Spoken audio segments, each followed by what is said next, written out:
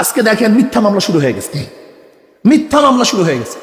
যদি আওয়ামী লীগকে অপবাদ দিয়ে মিথ্যা মামলা দিছে, তাহলে আজকেও যদি মিথ্যা মামলা দাও, তা আওয়ামী লীগের দোষটা কোথায় আমাকে বলুন? আওয়ামী লীগ কি করছে? চাঁদাবাজি করছে। আজকেও যদি চাঁদাবাজি করি, তা আওয়ামী লীগের দোষটা কোথায়?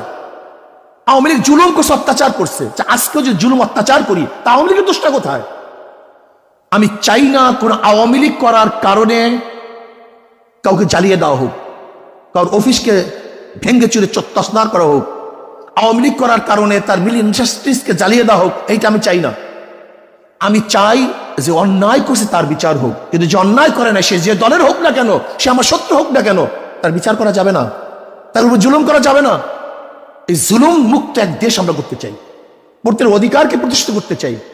আমরা এখন জুলুম করতেছি, হাজারো মামলা হচ্ছে, নিরাপদ মানুষের বিরুদ্ধে মামলা হচ্ছে। তাই সে আওয়ামী লীগ করুক, সে নিরাপরাধ, সে ভালো, তার নামে মামলা দেবো কেন? তাহলে আপনিও যখন ক্ষমতা পরিবর্তন হবে, তা আপনার নামে তো মামলা দিবে। এই সংস্কৃতি চলবে কেন? আমরা চাই প্রাইম মিনিস্টার রাস্তায় হাঁটবে, কেউ কাউকে বলবে না। বিশ্বাস করেন, যখন সেফটি আইন করছে শেখ পরিবারের জন্য, তখন আমি বলছি এদেশের জনগণ অসেফটি, তারা নিরাপদ না। যদি তারা নির্বোধ হতো, তাহলে শেখ পরিবারের জন্য সেফটি আইন করার প্রয়োজন হইতো না। যেহেতু তারা জুলুম করবে, অত্যাচার করবে, এর জন্য শেখ পরিবারের জন্য সেফটি আইন করা হয়েছে। এই সেফটি আইনটি এনে আর দেখতে চাই না।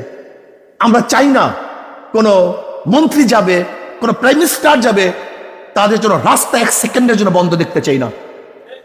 স্পেশালি একজন সাধারণ জনগণ যেইভাবে বরাদ্দ পাবে, সরকারি কর্মচারীরা তার চেয়ে কোনো বেশি বরাদ্দ পেতে পারবেন না।